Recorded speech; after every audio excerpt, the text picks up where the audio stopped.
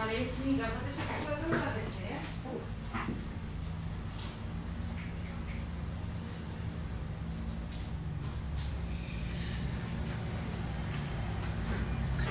Bueno, bienvenidos a todos. Una tarde más a los directos de Taraná, Viajes con Sentido. Espero que estéis bien. Si estáis en casa, si estáis ya en algún lugar un poquito más lejos. Esperamos un minutito, como siempre, que se vaya conectando la gente y os presento un poco al invitado que vamos a tener hoy. A ver qué os parece. Hoy, además, va a ser una cosa muy especial. Hola, Josep. Y nada, ya sabéis que cada semana estamos aquí en directo a las 6 de la tarde, acercándonos un poco pues estos viajes que empezamos a poder hacer, siempre con mucha cautela, siempre con mucha seguridad, y que intentamos siempre ayudaros a todos a que los disfrutéis. Hoy os venimos a hablar de... Hoy os venimos a presentar a un amigo nuestro muy especial. Él se ha dedicado principalmente durante muchos años a, podríamos decir, al mundo del audiovisual, pero también de la exploración. Y bueno, es autor, muchos lo conoceréis ya, es autor de programas de televisión, y creador, el más famoso es el de Españoles por el Mundo. Y bueno, ha hecho muchas cosas más. En los últimos años también se ha dedicado mucho a la producción audiovisual, de documentales. Y bueno, se trata de Miguel Ángel Tobías, y que creo que lo tenemos por aquí. Deja un momento.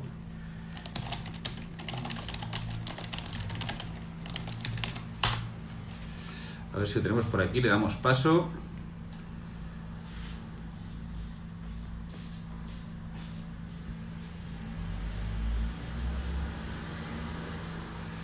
Miguel Ángel. No,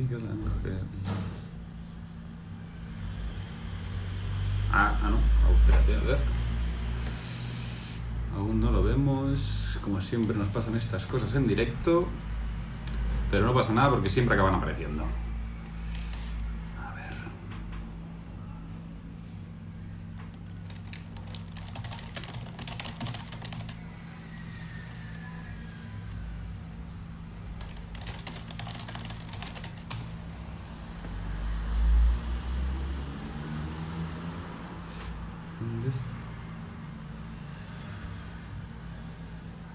A ver, un momento, que no le aparece.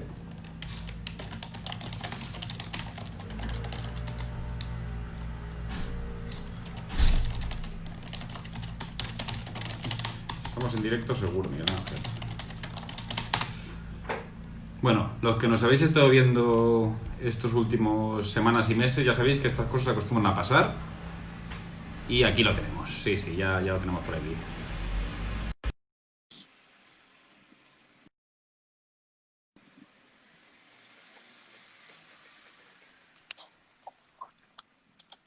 Ahora sí. Muy bien. ¿Qué tal, Miguel Ángel? Le estaba explicando, digo que, ostras, en los últimos meses, como hemos hecho muchos directos también, nos acostumbra a pasar que a veces, ostras, problemas de conexión, de yo no te veo, y bueno, pero que estas cosas, y bueno, ¿qué te voy a explicar a ti además? Que seguramente que viniendo del mundo del que vienes y con todo el trabajo que has hecho, te van a haber pasado 1001 de estas. Millones. Y además, siempre se dice, ¿no? Lo de la famosa frase ya que es agotadora de cosas del directo, ¿no? Pero es verdad, pasan miles y miles de cosas cuando uno está fiándose de la técnica, cuando menos te lo esperas, falla. 100%. Bueno, les he explicado un poco que seguramente por lo que mucha gente te conoce es sobre todo por el tema del programa de Españoles por el Mundo, pero que, bueno, que en los últimos años también te has dedicado mucho a la producción audiovisual de documentales y además con un carácter social muy fuerte, y que, bueno, que además, para los que no lo sepan, también se te ha distinguido mucho sobre todo por tu defensa de los derechos humanos. Entonces, haznos un resumen sobre, bueno, quién es Miguel Ángel Tobías, porque es que si empezara a recitar toda la lista de todo lo que has hecho, no acabo. Pues todavía estoy buscando, ¿eh? En realidad estoy en la búsqueda de saber quién soy, porque yo creo que la vida es un camino en el que hay que ir dejando que nos vayan pasando cosas, y en ese ir viviendo poco a poco, pues uno va descubriendo, ¿no? Es verdad que yo desde niño, no me preguntes por qué, porque no hay una razón, pero yo sentía que no iba a tener una vida normal, en el sentido de convencional. Soy de Baracaldo, de una ciudad que está al lado de Bilbao. De hecho, estoy ahora en casa de mi ama, de mi amachu, aquí en Baracaldo. Y nunca me imaginé, lógicamente, por dónde me iba a llevar la vida. Lo que sí sabía es que sentía, ¿no? Que no iba a tener una vida muy común. Y poco a poco, pues, parece que sí que lo he ido consiguiendo, ¿no? Cuando puse en marcha Españoles en el Mundo hace 15 años, pues lo mismo, yo había viajado bastante poco, o relativamente poco, había estado en 4 o 5 países, o 6 quizá, no mucho más, y sin embargo sentía, ¿no? que quería recorrer el mundo, que quería contar historias, y busqué una fórmula que me permitiera hacerlo. Y el otro día hacía un repaso de en cuántos países he estado. Por supuesto, algunos he repetido, ¿no? Varias veces, pero más o menos como en unos 140, 145 países.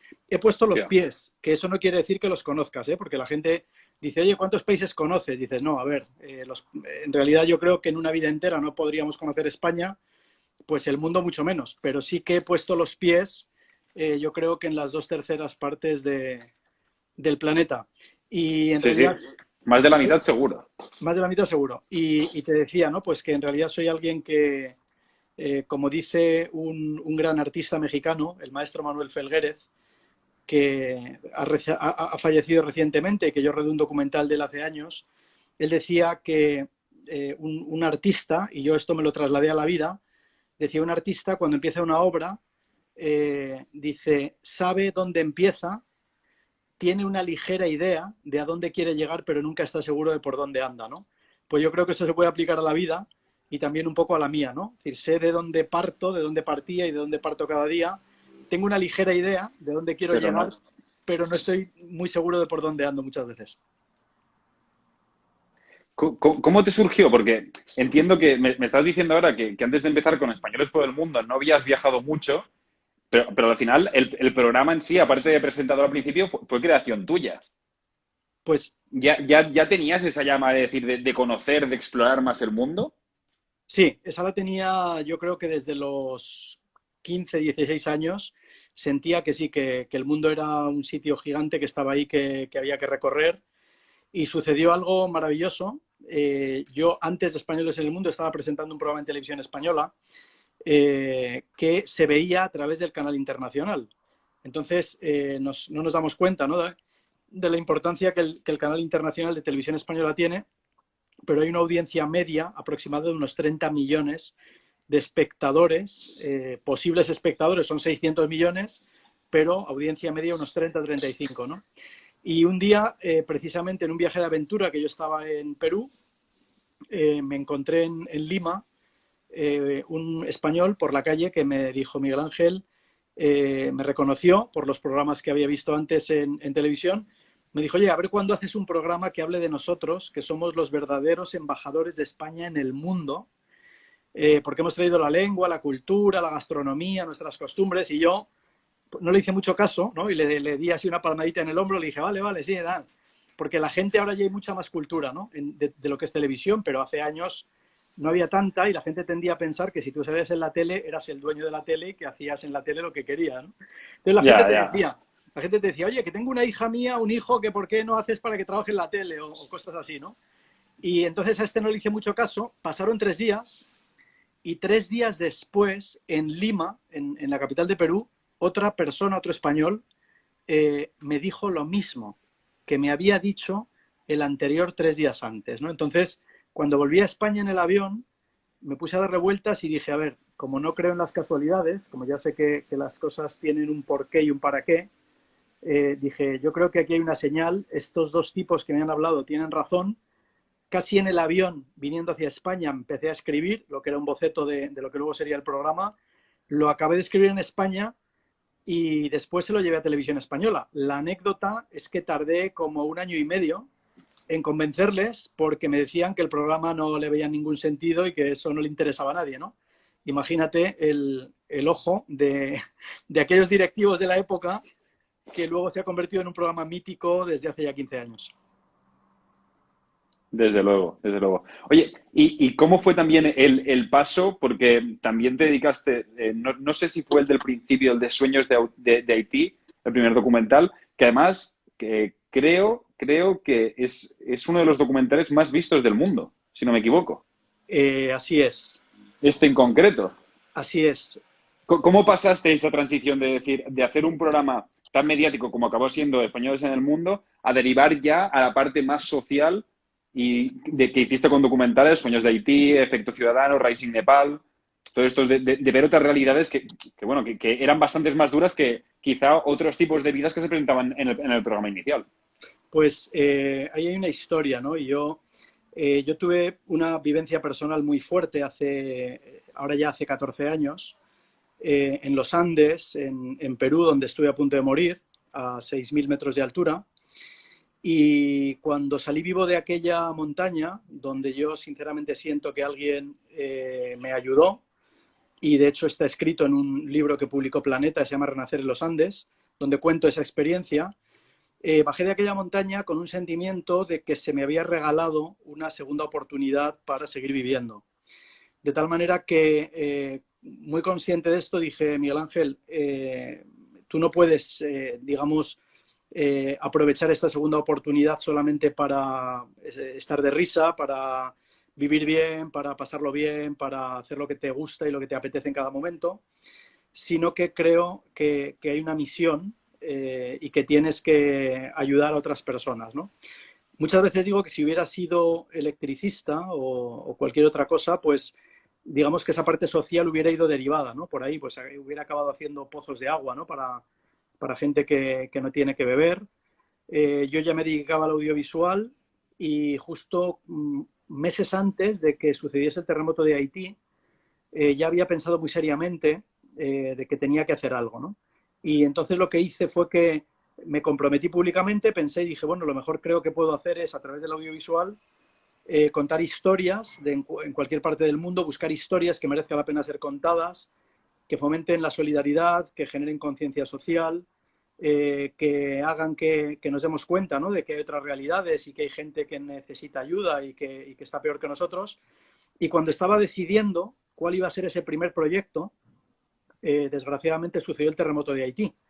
Entonces, al día siguiente de suceder el terremoto, con un equipo en realidad de gente voluntaria que trabajaban conmigo en la productora ya, pero tú no puedes obligar a alguien a que vaya a una situación de guerra, de catástrofe, por el peligro que realmente entraña, ¿no?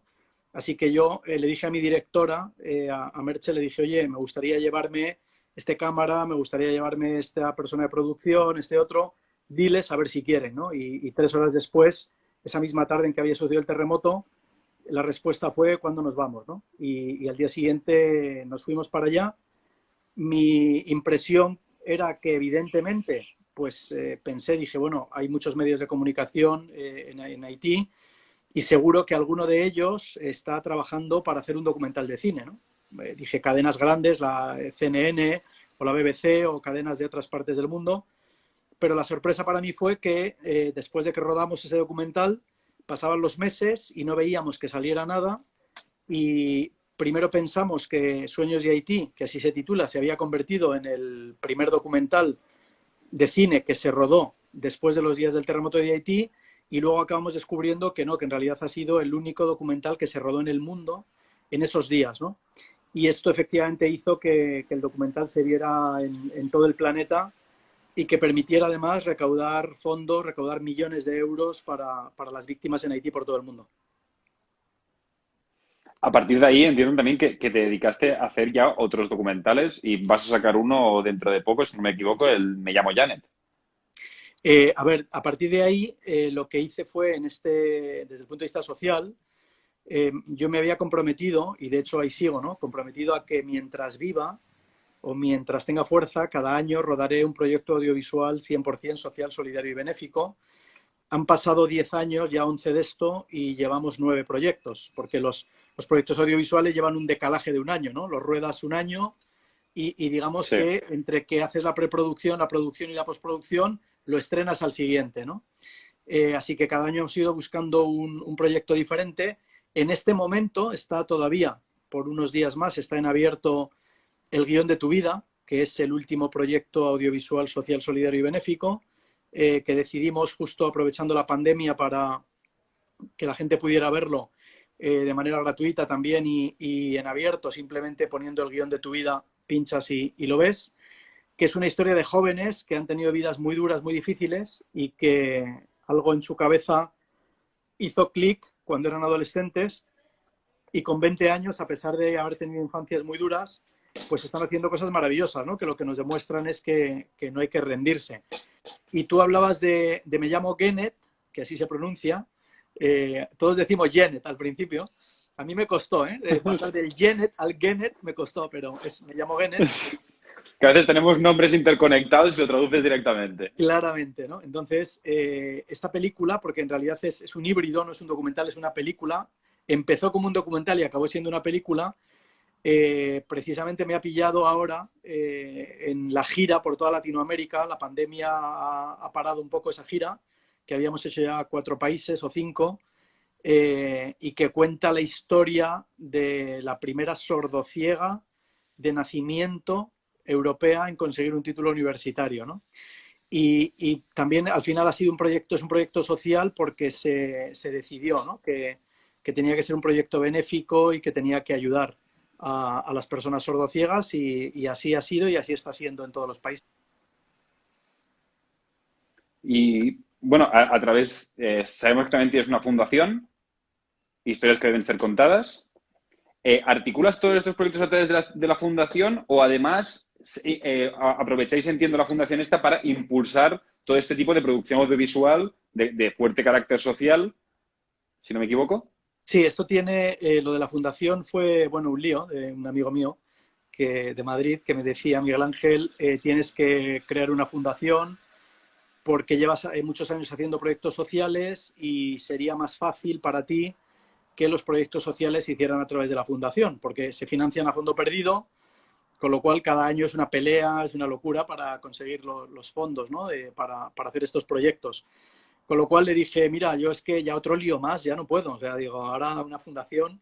Y me dijo, yo te ayudo. Con lo cual, ahora me río con él porque en realidad la fundó él, la fundamos 3 amigos, que es lo que la ley te exige para para poder crear una fundación, tiene que haber 3 patronos fundadores.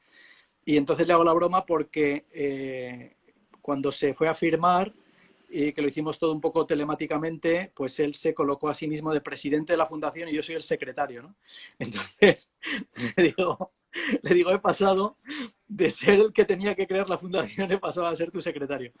Pero la idea es que los proyectos sociales que yo he estado haciendo a través de Acamedia es que se vayan haciendo a través de la fundación, ¿no? Entonces, en realidad están unidos porque los produce Acamedia, pero digamos que están avalados y que están fomentados y promovidos por la fundación, y esta es la idea de seguir haciendo, como te decía, un proyecto de estos cada año. Una labor espectacular. Con todos los viajes que has hecho, realmente yo creo que, además, ya no tanto por españoles por el mundo, sino con las realidades a las que has acercado a la gente a través de los documentales, tienes que haber visto realmente cosas muy impactantes.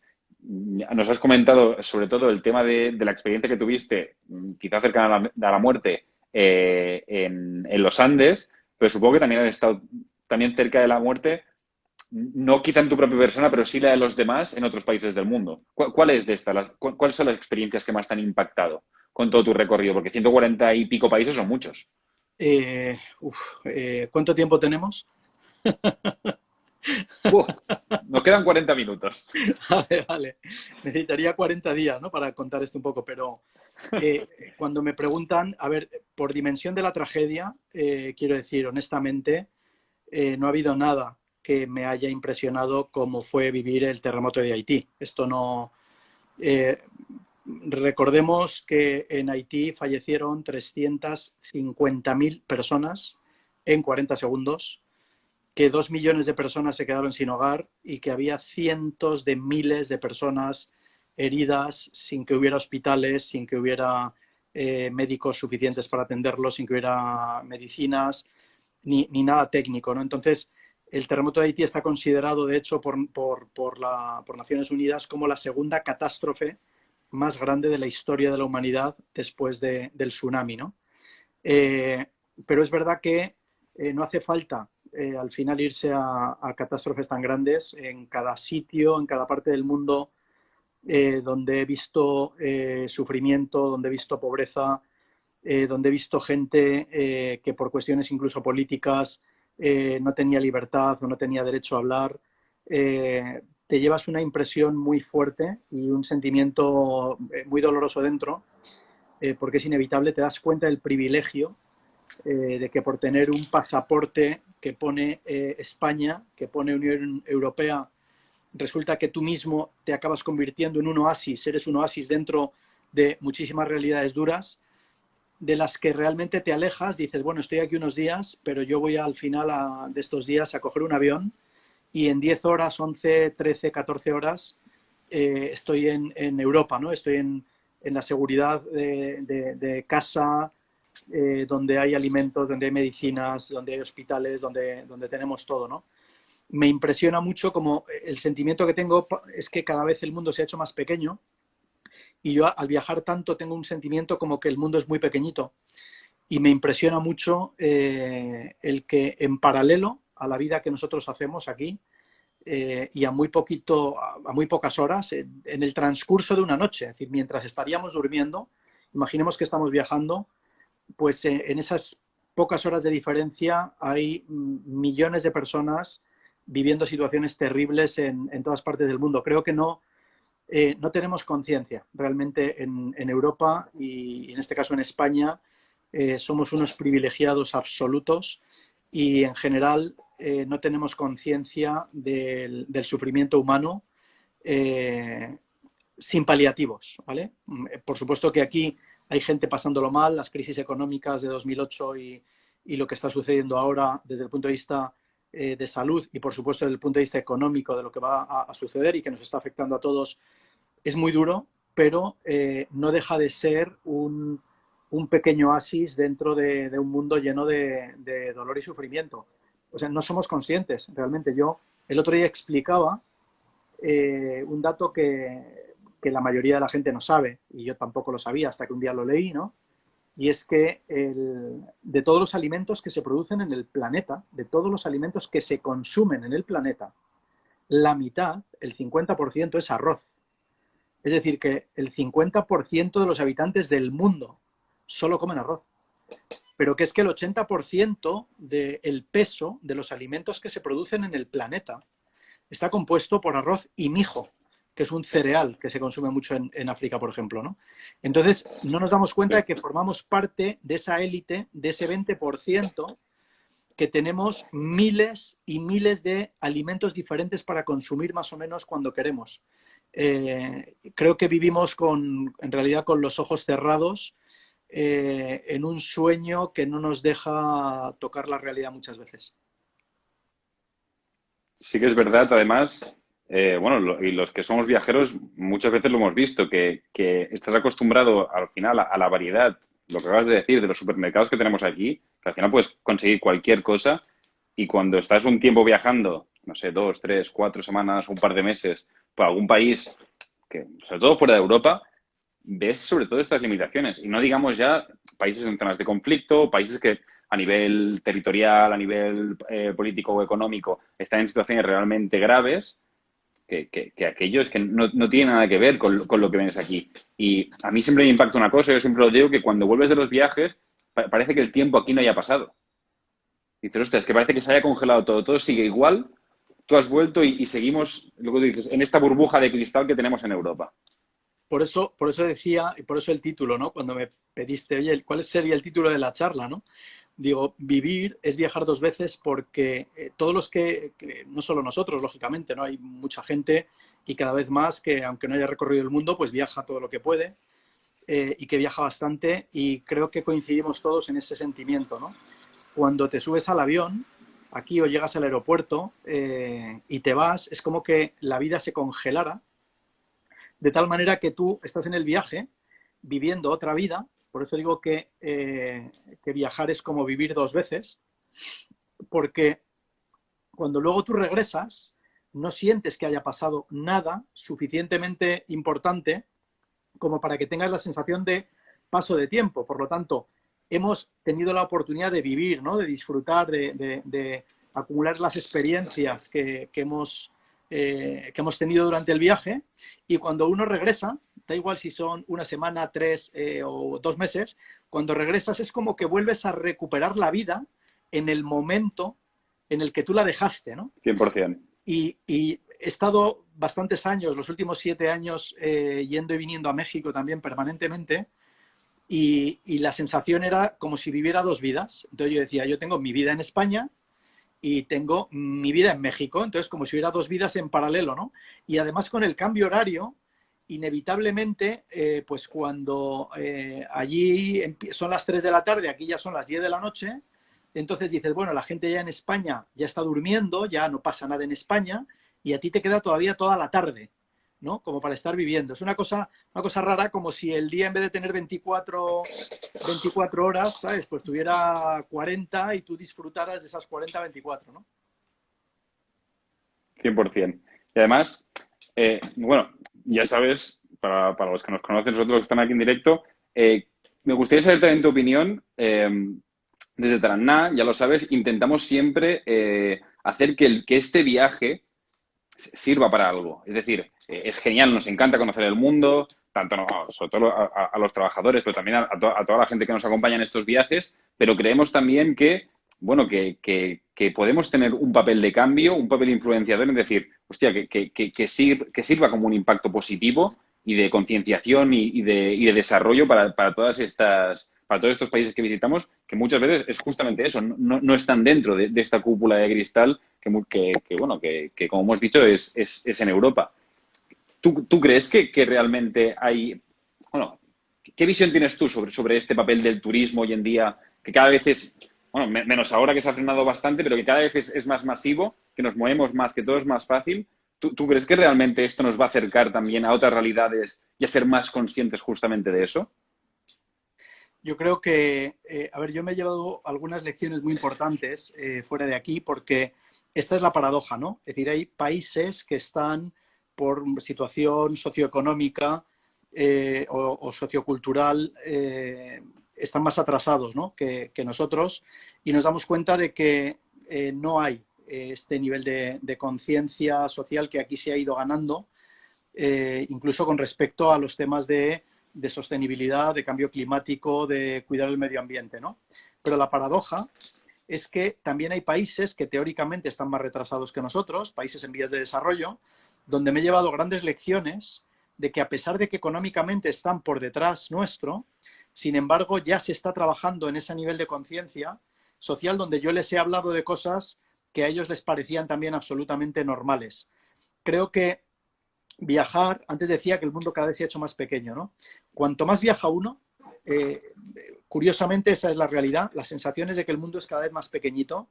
Yo digo que habremos madurado como sociedad el día que comprendamos que solamente hay una raza, que es la raza humana, y que solamente hay un país, ¿no? Y que ese país es el planeta Tierra.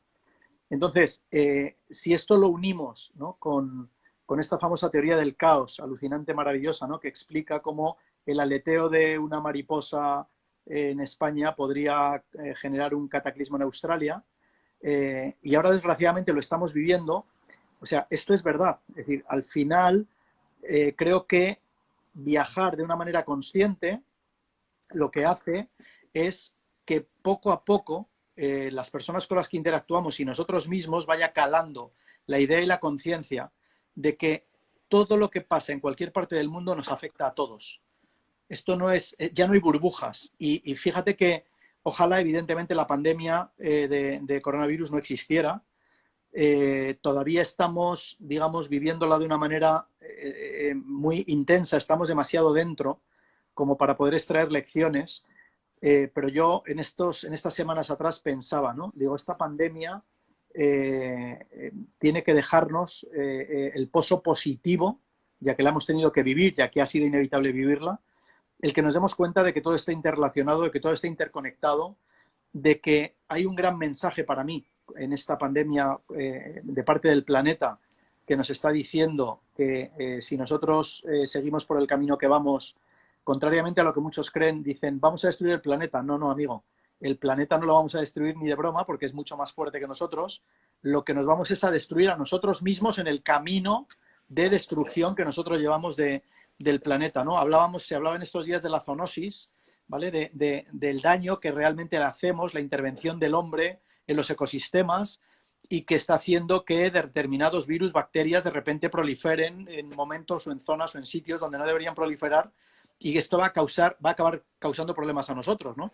Igual que no nos damos cuenta, porque somos así de estúpidos, que la contaminación de los mares no es un problema que le afecte a los peces.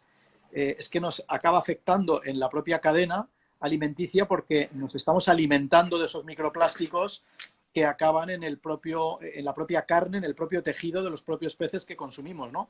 Lo mismo con los metales pesados, o con lo que hacemos con el propio agua, ¿no? La contaminación de las aguas. Somos estúpidos hasta más no poder. Si esto inevitablemente va a acabar en nuestra boca, va a acabar en nuestro estómago, va a acabar en nuestros tejidos, en nuestras células, e indiscutiblemente vamos a pagar por ello, ¿no? Por lo tanto, yo creo que cuando viajamos deberíamos tener el sentimiento, y esto es fácil de entender, ¿verdad? Que tú no tirarías basura si estás en la cama, no te tirarías basura encima de ti.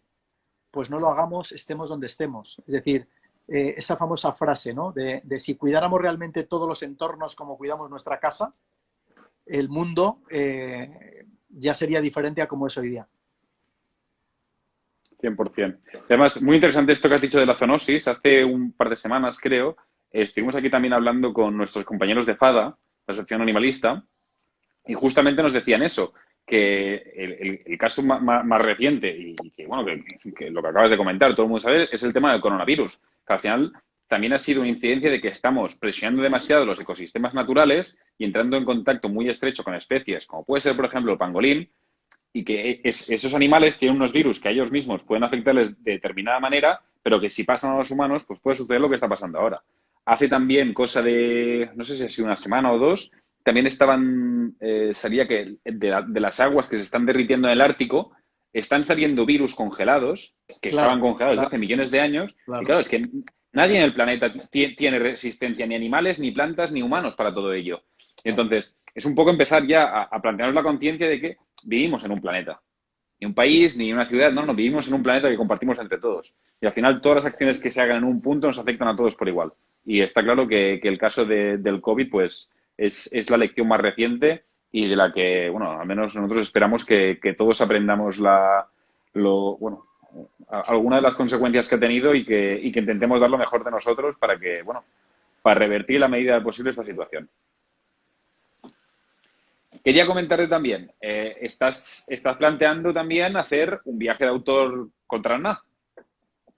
Espero que no sea uno, espero que sean muchos, pero... Y nosotros también. A ver, cuéntanos un poco.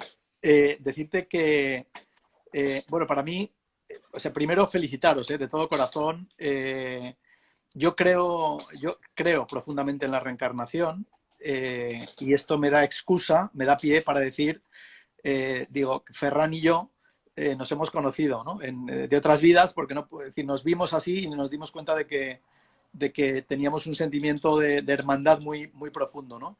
Me parece maravilloso lo que hacéis, felicitaros de todo corazón, lo que lleváis haciendo ya muchísimos años, que en ese concepto maravilloso, ¿no? De viajes con sentido, donde tratáis en cada viaje, además de que el viajero se lleve la experiencia impagable de lo que va a ser ese viaje, de aportar cosas positivas a la sociedad y que el paso, ¿no? De nosotros por cada sitio al que vamos pues sea para bien en todos los sentidos, no solo para la economía del sitio en el que se está, sino desde el punto de vista de la conciencia, desde el punto de vista de la sostenibilidad y de cuidar el medio ambiente, ¿no? O sea que realmente sois un referente único y espectacular y os felicito de todo corazón. Yo hace años, cuando conocí a Ferran, que no hace mucho, le contaba que hace años, con un amigo mío, se nos ocurrió, porque éramos muy pobres y claro, queríamos viajar y no teníamos dinero, y dijimos, ¿cómo hacemos, no? y se nos ocurrió el concepto de, oye, ¿por qué no montamos un proyecto que se llame Viajes Únicos? Y Viajes Únicos tiene, como su propio nombre indica, quiere decir que no se vuelve a repetir. Por eso es el concepto de viaje único. Es decir, buscar un sitio al que ir, plantear un propósito en ese sitio, juntar un grupo de gente que quiera vivir una experiencia única realmente de viaje, puesto que sería un viaje que luego no se vuelve a repetir, irnos para allá y dejarnos sorprender por la propia vida y por la propia magia del viaje, ¿no? Así que nos pusimos a trabajar justo antes de la pandemia. Estábamos dándole vueltas en qué sitio podía ser y cuándo y cómo. Lo teníamos planteado en un principio para octubre. Quizá haya que esperar un poquito más. Pero tengo que decir una cosa, y lo digo muy en serio. Yo espero, el mundo es muy grande y seguro que esto que voy a decir ahora hay otra gente pensándolo también, ¿no? Pero me gustaría ser, si no el primero, sí de las primeras personas que dan la vuelta al mundo después de la pandemia. Porque esto es como cuando hace años, cuando fui a Cuba. Cuba fue el segundo capítulo que hice de Españoles en el Mundo hace 15 años, y yo pensaba que había... ¿El primero que fue Venezuela? El primero fue Venezuela. Entonces, y yo pensaba, ¿no? Yo decía, yo quiero conocer la Venezuela de Chávez y yo quiero conocer la Cuba de Fidel Castro, porque claramente va a ser diferente la Cuba antes y después de él, ¿no? Pues esto de una manera muy clara, ¿no? Es decir, el mundo que nosotros conocíamos hace 3 meses es diferente al mundo que vamos a poder ver, digamos, cuando ya se abran todas las fronteras y cuando ya se pueda empezar a viajar, ¿no? Para bien y para mal, o sea, cosas en positivo y en negativo.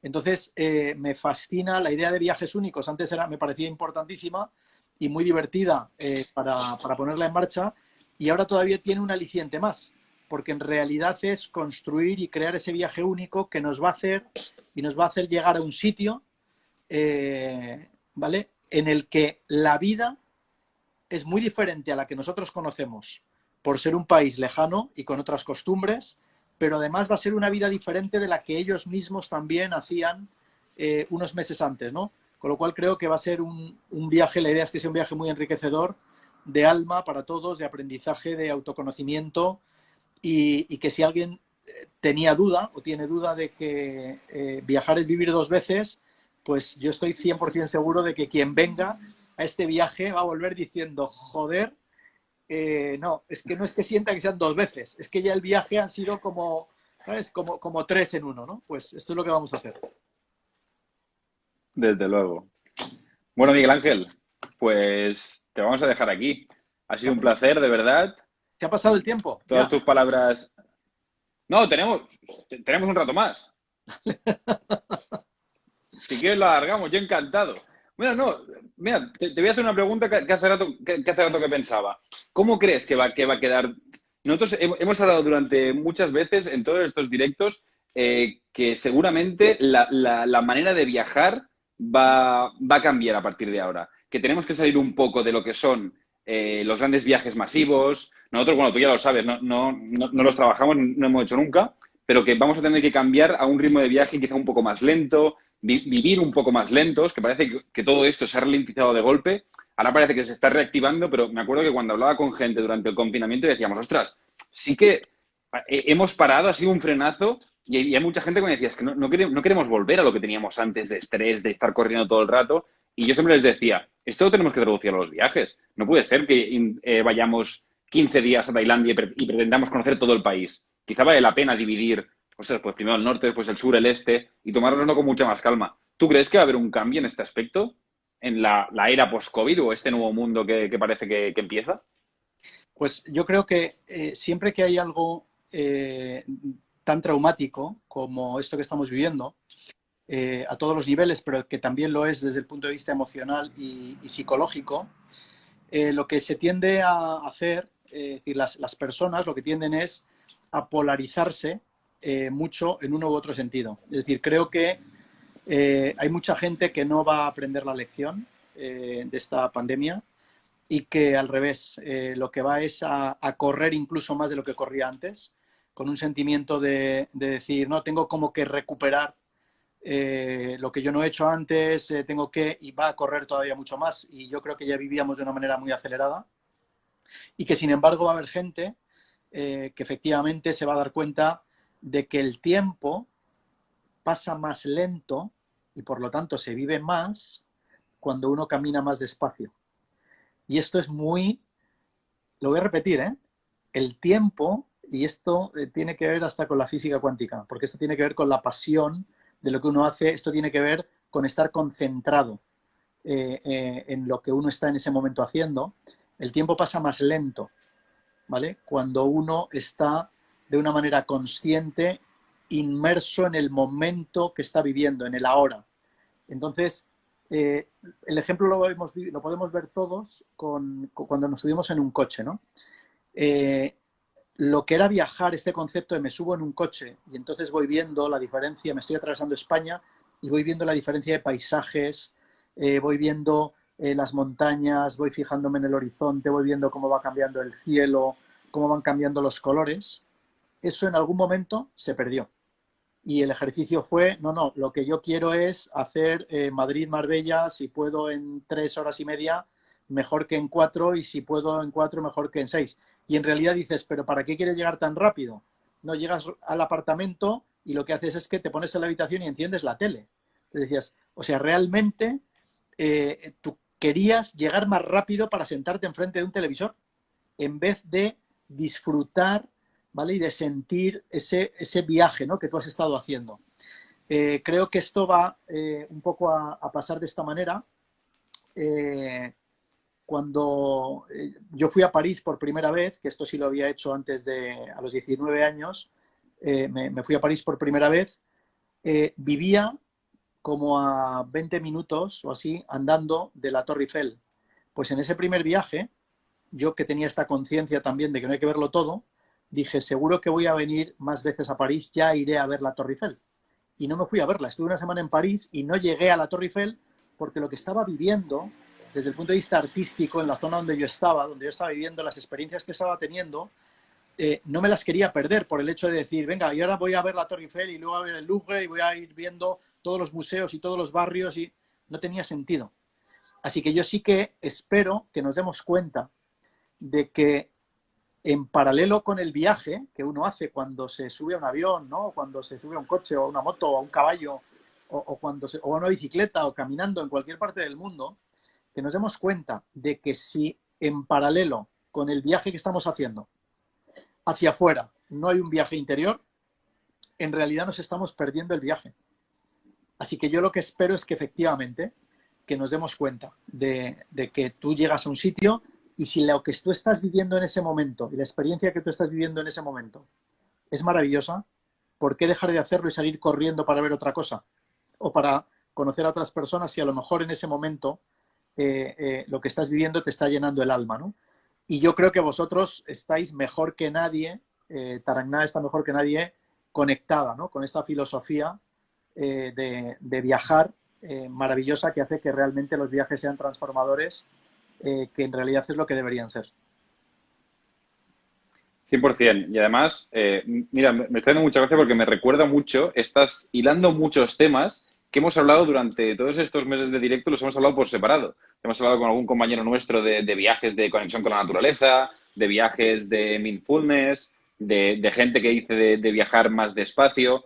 Ahora, por ejemplo, el otro día nuestro compañero Ray Puig nos decía, no, es que el viaje realmente empieza seguramente unos meses antes de irme y sigue muchos meses más cuando he vuelto, cuando he asimilado todo lo que he aprendido, todo lo que he vivido y he asentado al final dentro de mí todas estas experiencias. Porque al final, ostras, te vas a un lugar lejano, puedes estar, lo que tú dices, una semana o 2 meses y aprendes mucho y tienes muchas experiencias. Pero al final todo ello cuesta asimilarlo.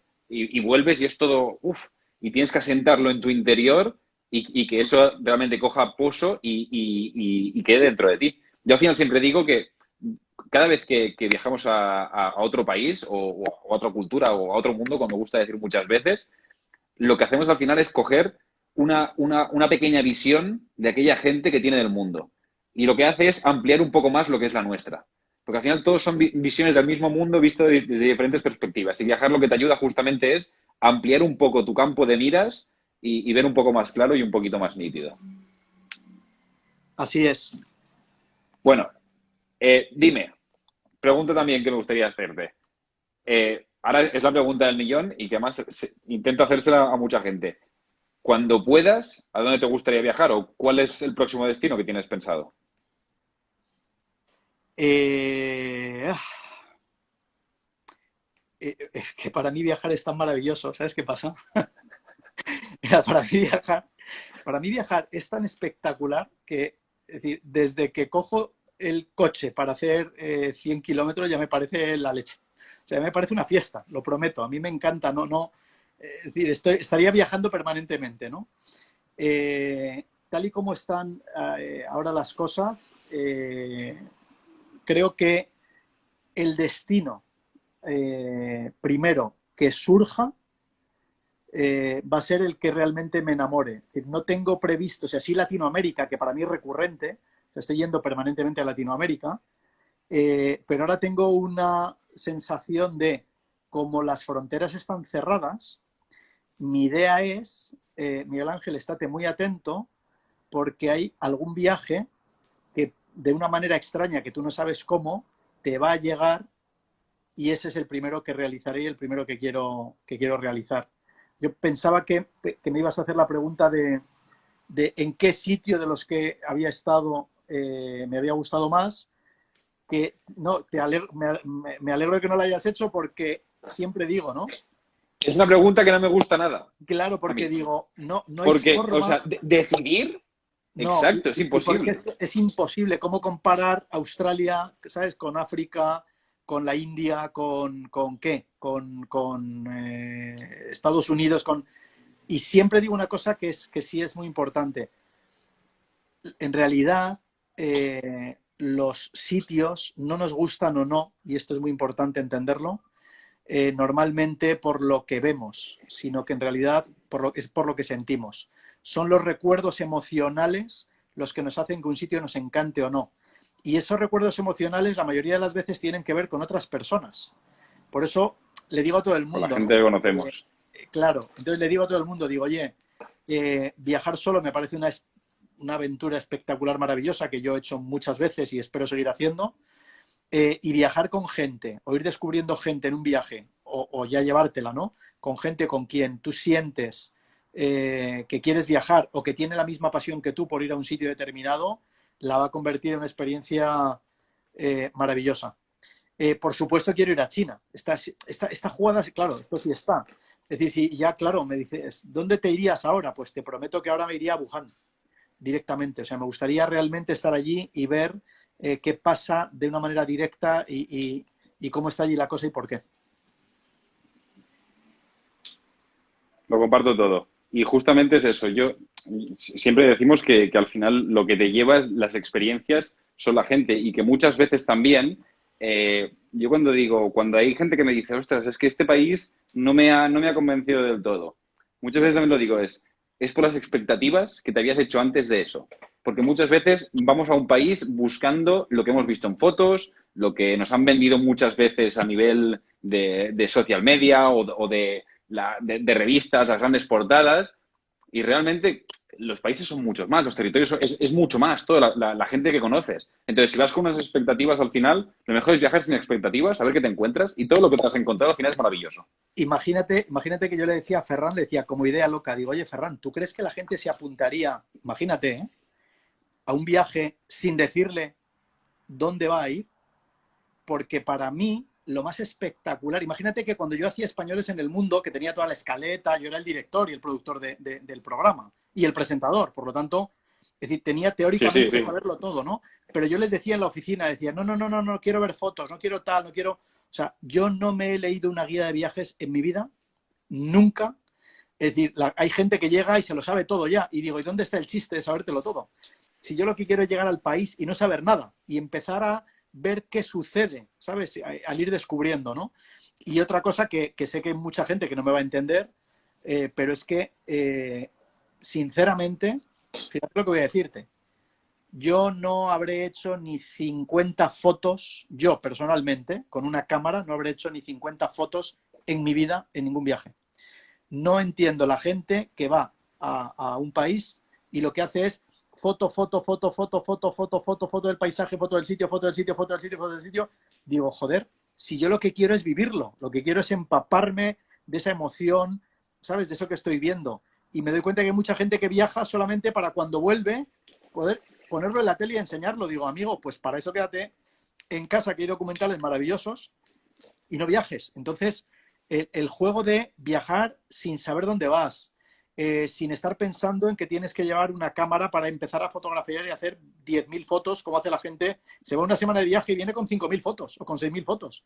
Digo, no puede ser. Sí. Te has perdido 5.000 momentos de vivirlos, ¿no? Como tal. Así que le volveré a insistir a Ferran, y tal y como está la cosa, decir, oye, ¿por qué no planteamos que ese viaje único incluso sea para nosotros una lotería, a ver dónde se puede ir, coger un dardo, tirar y decir dónde caiga en el mapa, y que además la gente que se apunte no lo sepa hasta el momento en el que se va a subir al avión? Hostia, pues sería muy buena idea, ¿eh? Y me ha gustado mucho además esto de las fotos, porque además pasa también, totalmente de acuerdo, ¿eh? Pasa también, hoy en día se puede ver los conciertos, que en muchos conciertos ves a más gente mirando el concierto a través del móvil que viéndolo en directo. Y al final es, ostras, para ver las cosas en una pantalla, hijo, también tienes ordenador en tu casa. Para esto no hace falta. Claro, claro. Oye, pues creo que es muy buena idea. Yo creo que si a Ferran la aprieta seguro que lo convences, además. Que yo creo que estas ideas les encantan. Y nada más. Miguel Ángel, ¿quieres explicarnos alguna cosa más? Nada, decir que ha sido un placer. Súper contento. Gracias a todos los que veo que están ahí escribiendo y que están compartiendo. Ah, sí, es verdad. Sí, que ha preguntado varias gente si lo vamos a subir. Sí, va a estar tanto en la entrevista esta, va a estar tanto en Instagram TV como la semana que viene también la tendremos en YouTube. Así que para gente que se haya perdido algún trozo o que se haya tenido que ir, la va a poder recuperar también antes. Y decir, pues de la gente que nos está viendo, que el que crea que puede, que se anime, porque si no lo hacemos ahora, ¿cuándo lo vamos a hacer? Yo siempre digo, ¿no? Me dicen, oye, no, es que esto, es que ahora, no, es que vamos a pensar. Digo, no, la vida es esto que sucede mientras pensamos si lo hacemos o no. Y desgraciadamente nos ha demostrado la pandemia, ¿no? Pero nos lo demuestran las enfermedades y los accidentes permanentemente, que la vida es ahora, es este instante. Si podemos hacer algo ahora, no esperemos a mañana, ni a la semana que viene, ni al mes que viene.